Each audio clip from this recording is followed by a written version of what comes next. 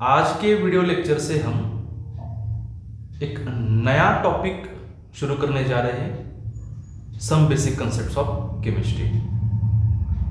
उसे mole concept भी बोला जाता है बच्चों, मोल कंसेप्ट। और ये आज का लेक्चर इस टॉपिक का फर्स्ट लेक्चर है, इसीलिए तो हमने लिखा है introduction to some basic concepts of chemistry. अगर आप 11th साइंस में अभी अभी ज्वाइन हुए हैं या फिर अगर ज्वाइन होने वाले हो, आपके 10th स्टैंडर्ड के रिजल्ट्स अभी अभी आए हैं शायद, ऐसा अगर होता है और आप में से बहुत सारे बच्चों ने कभी आज तक YouTube के एजुकेशनल वीडियोस अगर देखे नहीं हैं, उनके लिए ये सब कुछ नया हो, तो आप आज के दिन से एक नई आदत डालें। जो भी बातें हम वीडियो लेक्चर में करते हैं, जो भी हम बोर्ड के ऊपर लिखते हैं, जो भी आपको सिखाते हैं, वो आपके नोटबुक में उसे उतार लें, यानी कि आप आपके खुद के नोट्स बनाने सीखें। अगर आप आपके खुद के नोट्स बनाने सीखते हैं तो आपको ये बहुत ही फायदेमंद होगा। आपको सेल्फ स्टडी की आदत होगी, और जिन बच्चों का सेल्फ स्टडी बहुत अच्छा होता है उनका सक्सेस रेट हर एक क्षेत्र में अच्छा होता है। इसलिए 100% हमारे ऊपर डिपेंड मत रहो, आप अपने आप खुद से भी पढ़ो, हमारा सिर्फ गाइडेंस लो, कंसेप्ट्स हमसे सीखो। क्योंकि अगर आप नया कंसेप्ट हो साइंस में, फिजिक्स में हो सकता है, मैथमेटिक्स में हो सकता है, या फिर केमिस्ट्री में हो सकता है बच्चों, अगर नया कंसेप्ट हो तो आप खुद से पढ़ोगे, समझ लोगे, बाद में उसे अप्लाई करोगे तो बहुत देर होगी। इसलिए वो नए कंसेप्ट्स एक बार हमसे सीख लो, उसका गाइडेंस लो, और उसके ऊपर जो भी न्यूमेरिकल्स बने हुए हैं, जो भी प्रॉब्लम्स बने हुए हैं, जो भी क्वेश्चंस बने हुए हैं, वो आप खुद से सॉल्व करने का ट्राई करो, तब जाके आपको साइंस समझ में आएगा। साइंस बहुत इंटरेस्टिंग होता है बच्चों। ये अगर आपके लिए पहला वीडियो होगा केमिस्ट्री से, तो आप आज से ही पूरा मन लगा के पढ़े। आपको हिंदी और इंग्लिश बहुत अच्छी तरीके से समझ में आती है। अगर आती भी नहीं है तो आप सीख लो। और चलो, हम ज़्यादा समय नहीं गवाएंगे, हम स्टार्ट करेंगे इंट्रोडक्शन टू मोल कंसेप्ट और introduction to some basic concepts of chemistry. बच्चों, केमिस्ट्री बहुत वास्ट सब्जेक्ट है, इसीलिए तो हर एक स्टैंडर्ड के लिए सिलेबस बनाया गया है। 5th के लिए अलग, 10th के लिए अलग। जैसे जैसे आप आगे बढ़ोगे सिलेबस कठिन होता जाएगा, बहुत सारे नए कंसेप्ट्स आने लगेंगे। लेकिन इस पूरे साइंस का बेसिक तो आपके हाई स्कूल लेवल में ही छिपा हुआ है। 6th, 7th, 8th, 9th, 10th। आप अगर आपका साइंस बहुत वीक है, आपको समझता नहीं है, तो बिल्कुल समझ में आएगा, उसकी चिंता आप मत करो। लेकिन उसके साथ साथ अगर आपने पिछले साइंस की बुक्स अच्छी तरीके से नहीं पढ़े हैं तो पढ़ते रहिए, और आपका बहुत कीमती वक्त मत गवाए। जब भी आप वीडियोस को देखें, खाना खाते समय मत देखें, इधर साइड पर टीवी लगाए, आप मोबाइल पर वीडियोस देख रहे हो, एजुकेशन वीडियोस, ऐसा मत करिए। भाई के साथ, बहन के साथ आप गपशप बना रहे हो, बातें कर रहे हैं, उसके साथ वीडियोस को देख रहे हैं, ऐसा मत करो, तो आपका समय वेस्ट हो जाएगा। आप एजुकेशनल वीडियोस को पूरा कॉन्सेंट्रेट होकर देखें, पेन और नोटबुक लेके बैठे, उसके साथ वीडियोस को देखें। और शायद अगर एक ही बार में वीडियो समझ में नहीं आ रहा हो, कंटेंट नहीं समझ में आ रहा, तो आप उसे दोबारा देखें और फिर एक बार नोटबुक में जो भी आपने लिखा है उसे रिवाइज करें। रिवीजन बहुत इंपॉर्टेंट होता है साइंस के लिए। अगर आपको कंसेप्ट समझ में आ गया और आपने 1 महीने तक, 2 महीने तक ऐसे रिवाइज नहीं किया, तो बिल्कुल भी वो इरेज हो जाएगा। इसलिए आप उसे रिवाइज करो। बस हमारे आपके साथ शुभकामनाएं हैं, 100% शुभकामनाएं। तो चलो let's start. Introduction to some basic concepts of chemistry. ये केमिस्ट्री क्या होता है बच्चों? केमिस्ट्री बहुत सारे बच्चों को डेफिनेशन याद करने की आदत होती है, याद करते हैं, उसको समझ नहीं लेते। अगर आपको बहुत सारे कॉम्पिटिटिव एग्जाम्स क्रैक करने हैं, ओलंपियाड हो, केवीपीवाई हो, जेई हो, जेई एडवांस हो सकता है, मेडिकल एंट्रेंस एग्जाम हो सकते हैं, नीट के एग्जाम हो सकते हैं, कई कई स्टेट्स के अलग अलग एंट्रेंस एग्जाम हो सकते हैं, या फिर आने वाले समय में सेंट्रल गवर्नमेंट एक ही एग्जाम सबके लिए बना सकता है। कोई भी एग्जाम हो बच्चों, केमिस्ट्री बदलने वाली नहीं है। मोल का टॉपिक का नाम बदल सकता है बच्चों, उसके अंदर जो कंटेंट छिपा हुआ है वो नहीं बदल सकता। मोल की डेफिनेशन नहीं बदल सकती, केमिस्ट्री का कंटेंट नहीं बदल सकता, टॉपिक का नाम बदल सकता है। या फिर ऐसा हो सकता है कि ये अभी तो 11th में है 2020 में, कई सालों के बाद ये 9th स्टैंडर्ड में भी आ सकता है, या फिर 10th स्टैंडर्ड में भी आ सकता है। तो केमिस्ट्री आप क्या करो, डेफिनेशंस को, बहुत सारे वैल्यूज को आप याद तो कर ही लो, साथ साथ उसको समझना भी सीखो। केमिस्ट्री एक साइंस की ब्रांच होती है बच्चों। अगर डेफिनेशन बोली जाए तो it is the branch of science.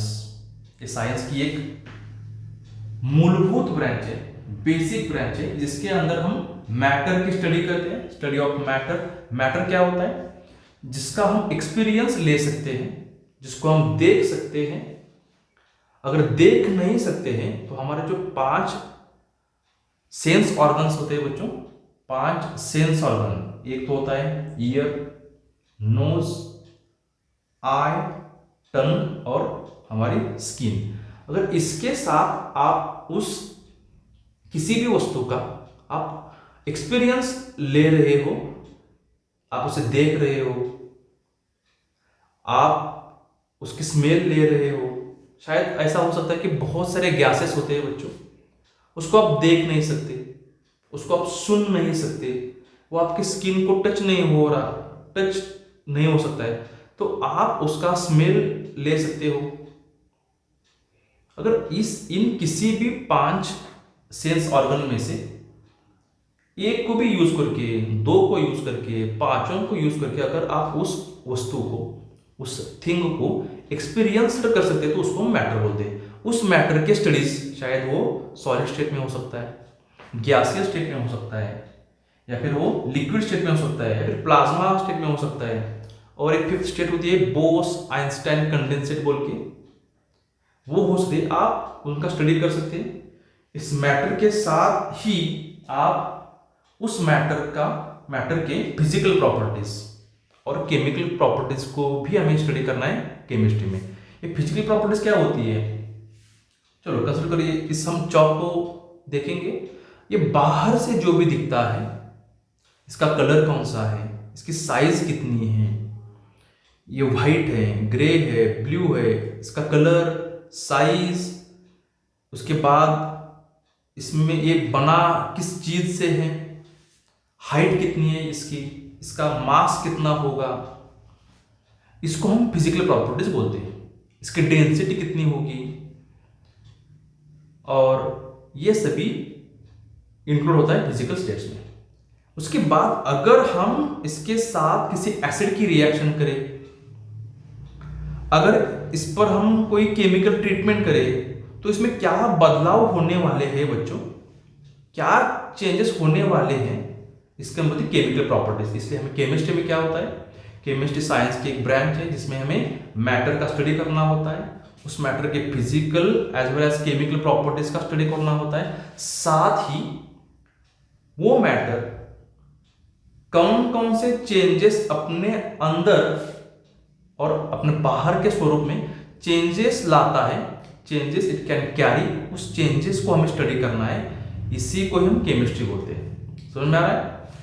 अगर इसकी साइंटिफिक डेफिनेशन देखें तो ये साइंटिफिक डेफिनेशन है केमिस्ट्री की, यही सबसे करेक्ट होती है, ऐसा नहीं बच्चों, क्योंकि ये हमारा 11 साइंस केमिस्ट्री से फर्स्ट टॉपिक है, तो डेफिनेशन सिंपल ही होने वाली है। आगे जाके आपको केमिस्ट्री इतनी सारी मालूम होगी, इस डेफिनेशन को आप रटना छोड़ दोगे, आपको ये बिल्कुल भी आपके मन में बैठ जाएगी।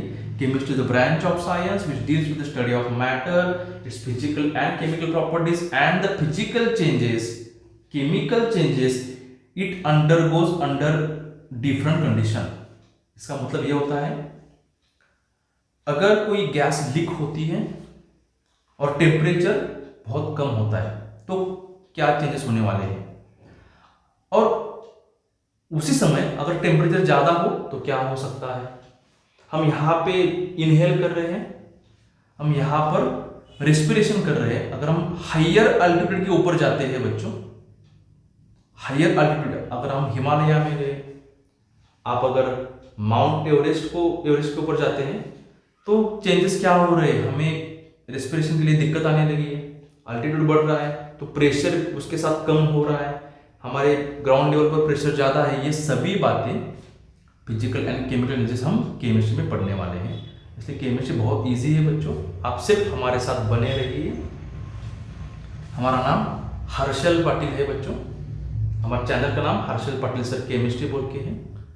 अगर आपको वीडियोस पसंद आते हैं आगे जाके, आज ही नहीं, तो आप अपने चैनल को सब्सक्राइब करिए, बेल बटन को भी दबाइए, क्योंकि आने वाले नोटिफिकेशन आपको जल्द ही मिले।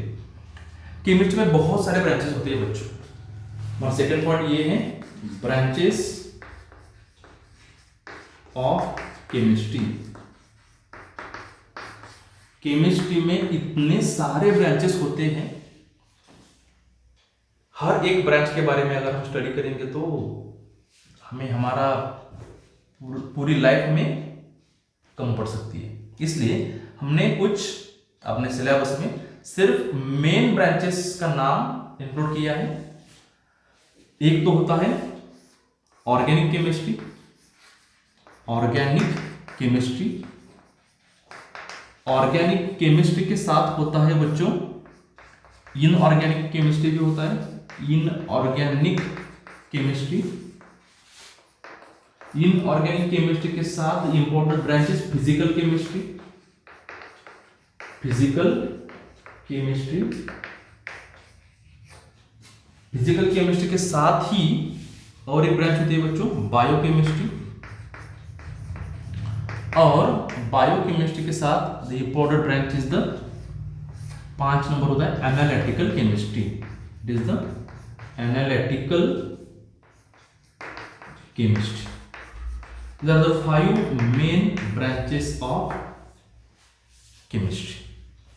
हमें स्पेशली इस मेडिकल एंट्रेंस एग्जाम के लिए, इंजीनियरिंग एंट्रेंस एग्जाम के लिए और बहुत सारे केमिस्ट्री के कॉम्पिटिटिव एग्जाम्स के लिए 11th, 10th, 11th and 12th standard तक हमें organic chemistry, inorganic chemistry and physical chemistry के बारे में पढ़ना होता है, और वही सबसे इंपॉर्टेंट होता है। हम ऑर्गेनिक केमिस्ट्री में जाएंगे। ऑर्गेनिक केमिस्ट्री, आपने ये वर्ड्स को तो सुना होगा, ऑर्गेनिक केमिस्ट्री। ऑर्गेनिक केमिस्ट्री क्या होता है, ये केमिस्ट्री की ब्रांच है। ये तो हर एक definition, it is the branch of dash dash dash. बच्चों को ये भी आता है, बच्चों को बीच का कंटेंट नहीं आता है बहुत सारे बच्चों को, और कॉल डैश ये भी आता है। और आप में से बहुत सारे बच्चे 10th में अबव 90 होंगे, तो अबव 90 मार्क्स आप भूल जाओ बच्चों, क्योंकि अगर हम हमारे स्टेट के बारे में बात करेंगे सिर्फ महाराष्ट्र से, तो हर साल मैं पिछले कई 12 साल से देख रहा हूं तकरीबन 50,000 स्टूडेंट्स को 10th स्टैंडर्ड में स्टेट बोर्ड में अबव 90% मार्क्स आते हैं। 10th स्टैंडर्ड में अबव 90% मार्क सिर्फ स्टेट बोर्ड्स में आते हैं। अगर हम उसमें ऐड कर देंगे आईसीएसई बोर्ड वाले बच्चों को, सीबीएसई बोर्ड वाले बच्चों को, तो ये आंकड़ा 60,000 के पार जाता है, 60,000। और अगर हम वही रेशो अगर 12th स्टैंडर्ड में देखेंगे, 12th स्टैंडर्ड में, तो सिर्फ एक या फिर 1,500 बच्चों को अबाउट 90% मार्क होते हैं। बाकी बहुत सारे बच्चे कहाँ जाते हैं उनको ही मालूम। IITs के बारे में भी वही बातें हैं, नीट एग्जाम के बारे में भी वही बातें हैं। इसका रीजन एक ही है बच्चों, आप इसे ध्यान लगाकर सुनो और उसे अप्लाई करो। ये जो बच्चे होते हैं जिनको 10th में बहुत सारे मार्क्स आते हैं लेकिन 12th में वो टिक नहीं पाते, उसे फेस नहीं कर पाते, इसका रीजन ये है कि 11th स्टैंडर्ड के पहले दिन से, 11th स्टैंडर्ड के पहले ही दिन से बच्चों इतना मन लगाकर पढ़ना है, इतना कि आपको साइंस के बारे में बिल्कुल अच्छी तरीके से मालूम होना चाहिए। एक एक वर्ड का आपको मीनिंग जान लेना है। साइंस के बारे में आपको क्यूरियोसिटी होनी चाहिए, रटना नहीं है। आपको क्वेश्चन के ट्रिक्स मालूम होनी चाहिए और ट्रिक्स मालूम होने के लिए बेसिक आना जरूरी है। इसलिए इस पहले टॉपिक का नाम है some basic concept chemistry. Some basic concept नहीं है, ये सम क्यों लिखा है मुझे मालूम नहीं, इसमें बहुत सारे बेसिक कंसेप्ट्स है, थोड़े नहीं। और इसके ऊपर पूरी फिजिकल केमिस्ट्री हमारे डिपेंड है, इनऑर्गेनिक भी इसके ऊपर ही डिपेंड है। तो आप पहले दिन से 11th स्टैंडर्ड को लाइटली मत लो, सिर्फ 12th में जाके पढ़ेंगे ऐसा मत सोचो। शायद आपको सेमेस्टर पैटर्न आ सकता है, आपको 6 मंथ में एग्जाम देने हो सकते हैं, लेकिन IITs के एडमिशन के लिए,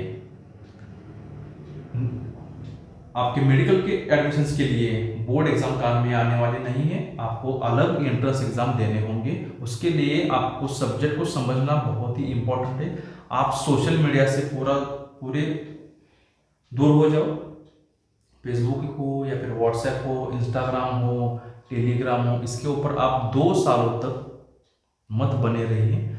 अगर आप में कुछ अलग बातें हैं, आप कंट्रोल कर सकते हो, सिर्फ दिन में 10 मिनट 15 मिनट दे सकते हो तो ठीक है बच्चों।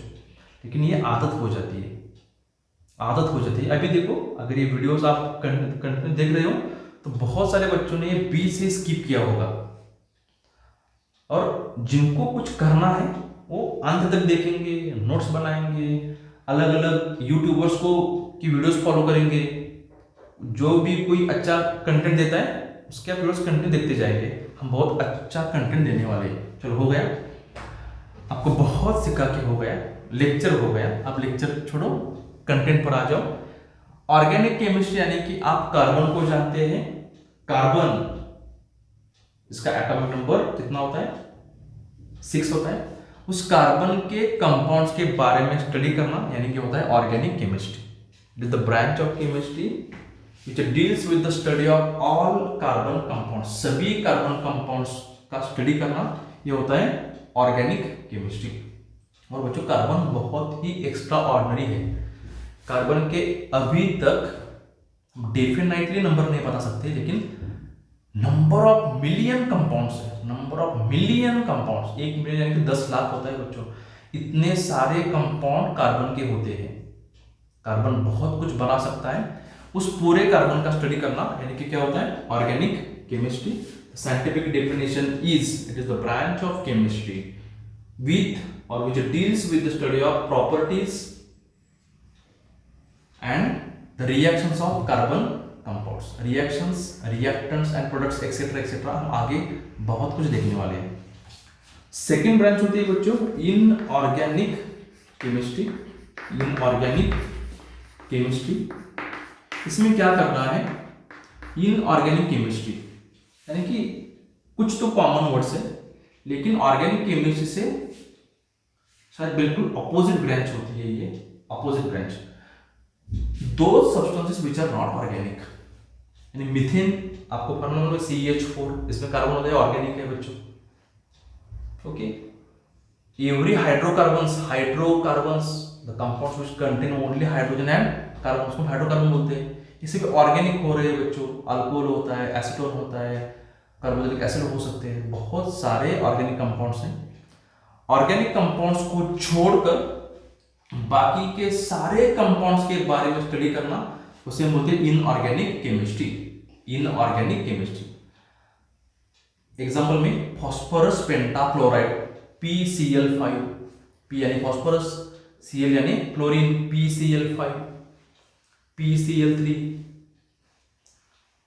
या फिर आप बोल सकते हो sulphur hexafluoride SEF6, ammonia NH3, all this are the inorganic compound. इनके बारे में स्टडी करना, उसका स्ट्रक्चर, उसका बॉन्ड एंगल, उसके properties, smell, density, chemical reactions, उसकी फिजिकल प्रॉपर्टीज, इन सभी का स्टडी करना ये होता है इनऑर्गेनिक केमिस्ट्री। और इंपॉर्टेंट ब्रांच में थर्ड नंबर पर है बच्चों फिजिकल केमिस्ट्री। फिजिकल केमिस्ट्री में क्या आएगा, जो भी कंपाउंड्स, जो भी लॉज बनाए गए हैं, laws like Faraday's law, electricity का फैराडेज लॉ होता है, आपने सुना होगा नाम। सभी लॉज को, उसका कंपोजिशन, उस मैटर में क्या क्या भरा हुआ है, ये मैटर किस चीज से बना हुआ है, उस जिस भी कंस्टिट्यूएंट से ये बना हुआ है उसका कंपोजिशन क्या है, रेशियो क्या है, इसको, इस सभी का स्टडी करना हम क्या बोलते हैं, फिजिकल केमिस्ट्री।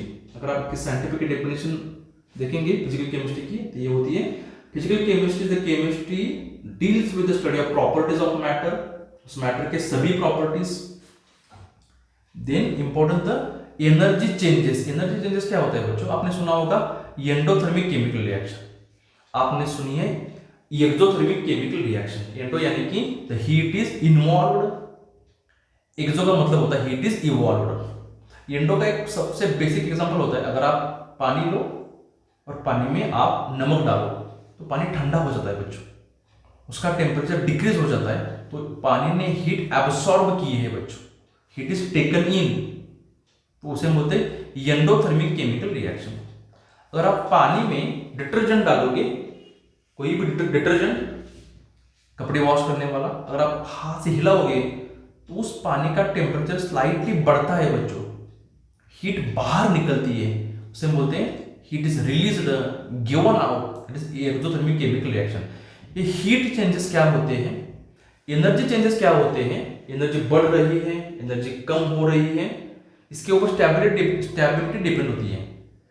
केमिस्ट्री में क्या होता है बच्चों, ये बात आप नोट करके रखो, केमिस्ट्री में ये बार बार आने वाली है, हम 2 साल में मैं इसे 500 बार कहूंगा। Substance which has higher energy that one is less stable, वो कम स्टेबल होता है, और substance with less energy is more stable. Stable आपको मालूम है स्थिर होता है। तो ये केमिस्ट्री में एनर्जी से रिलेटेड एक रूल होता है।